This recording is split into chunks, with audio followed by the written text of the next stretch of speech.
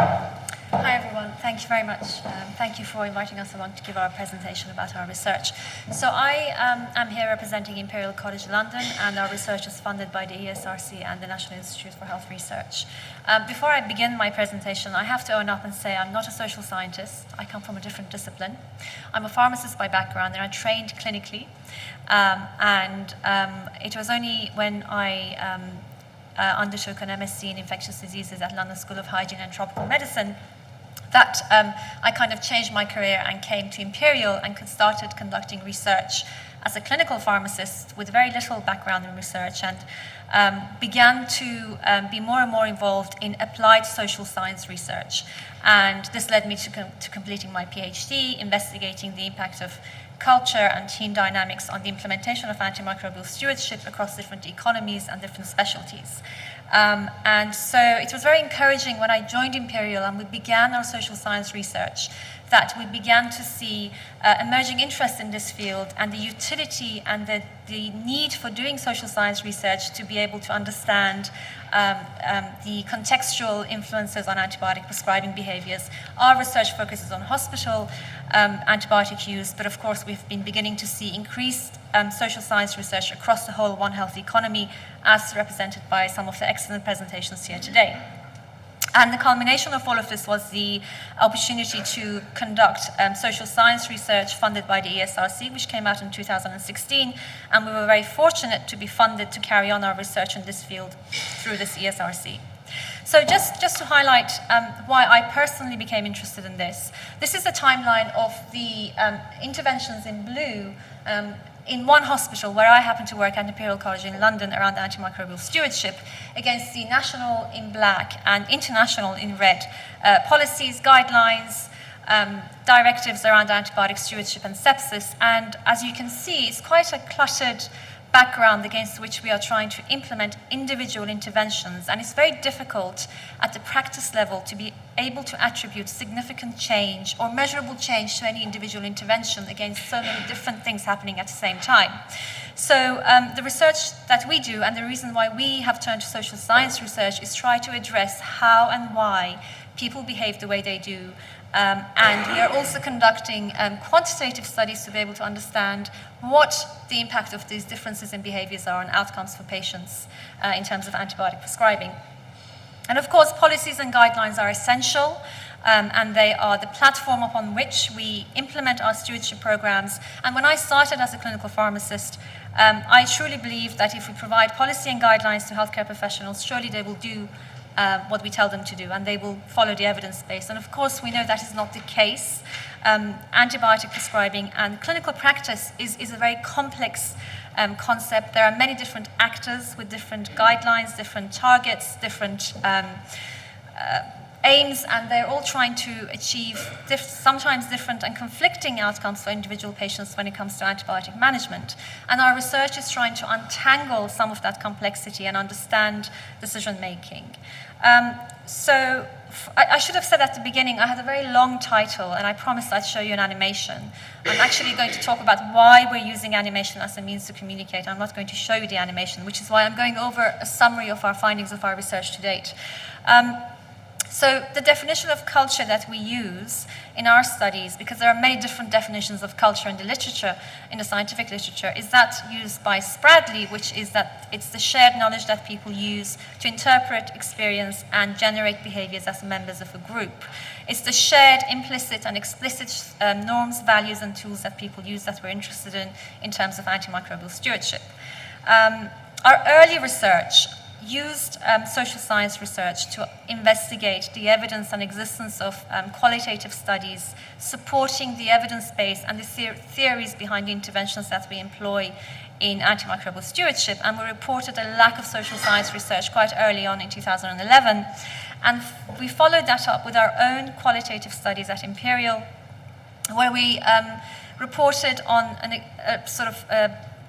the existence of a set of unwritten rules around antimicrobial stewardship and prescribing, which in summary was about the non-interference with prescribing decisions of peers, about accepted non-compliance to policy, where many clinicians feel that their patient is different, their patient is outside the empirical policy, and also a hierarchy of prescribing and adherence to the opinion of those senior to oneself. We have since followed up these studies with international studies looking at the influence of culture at the national and organizational level on different countries in terms of antibiotic prescribing. We've taken our study to India, Burkina Faso, England, France, and Norway, specifically choosing countries that represent different economies, but also different burdens of healthcare-associated infections and antimicrobial resistance. And this was very powerful for us to be able to reproduce the findings of our research in different settings, because one of the criticisms of social science research is its reproducibility, and we are very keen to be able to address that in our research. One of the key findings across these different countries, which was interesting to us, was that the surgical specialties were found to be most difficult to engage with when it came to antimicrobial stewardship. And when we delved a little more in detail across one organization in the UK conducting ethnographic and face-to-face interviews with ethnography and face-to-face interviews with clinicians and healthcare professionals and patients across medical and surgical teams.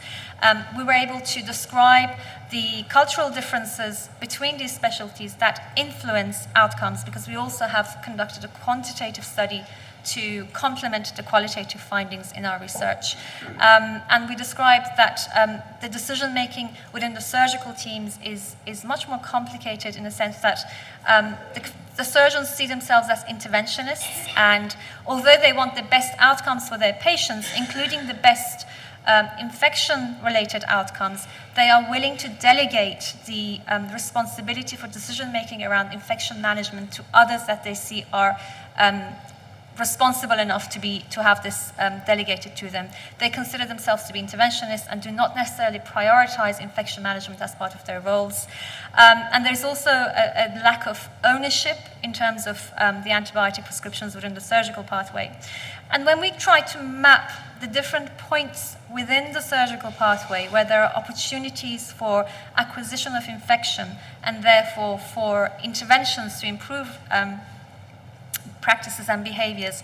And when we matched that with the existing literature, we found that predominantly in the stewardship literature, surgical site infection prevention and treatment and surgical prophylaxis are the two key areas that are most documented in terms of evidence, whereas our research shows that actually it's across the entire pathway where there are opportunities for the spread of infection, the spread of AMR, and also opportunities for improving antibiotic use. And so our current research is focusing on improving outcomes across the entire surgical pathway. And we are funded by the ESRC to do this across different countries in Rwanda, South Africa, and India. And I'm just going to give a very quick case study about the hospital site which we have in India that we are collaborating with in this. And we're very glad that our pharmacist from there is with us here today in the audience.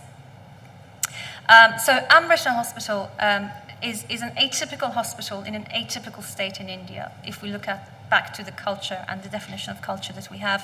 Kerala, the state of Kerala, where Amrita is, has the highest health literacy and literacy amongst all the states in India, and also it has infant mortality rates and maternal health rates comparable with many European countries. It has in many ways an advanced healthcare system. And in addition to this, the hospital that we have engaged with, we opportunistically chose this particular hospital because they had an existing stewardship program in place, and we were interested to identify why and how they were able to implement a stewardship program against such difficult hierarchical obstacles to implementing such programs in India generally, particularly because this hospital has engaged in and been able to implement an interdisciplinary stewardship program. This is the stewardship team that meets daily, which includes pharmacists, it includes ICU consultants, surgeons, and infection control nurses, and it is spearheaded by the medical superintendent, who through his leadership was able to make this a priority not only for the hospital but also for the state. He was able to put this on the agenda so that across all of Kerala now there is a program for undergraduate doctors to be educated in antibiotic prescribing, and there is a state-level policy for antibiotic prescribing within hospitals, and this particular stewardship model within this hospital is being replicated and shared amongst other hospitals within the state, but also in neighboring states. So it was a positive example of leadership having an influence and being able to tackle some of the prevailing cultural determinants that influence decision-making within hospitals and within different cultures. So some of the big wins that we have had in our journey in conducting social science research in our team has been that there is now, we feel, a better understanding of the relevance of social science research to tackling antimicrobial resistance, particularly in engaging with non-specialist journals and colleagues. We had many obstacles to try to get our research published. And if I were to give you some of the reviewer comments who were asking us for the p-value of our participant sample, or what statistical analysis we used to be able to reach to the conclusions we had in our research. But it is encouraging to see that increasingly we are able to share our research with colleagues.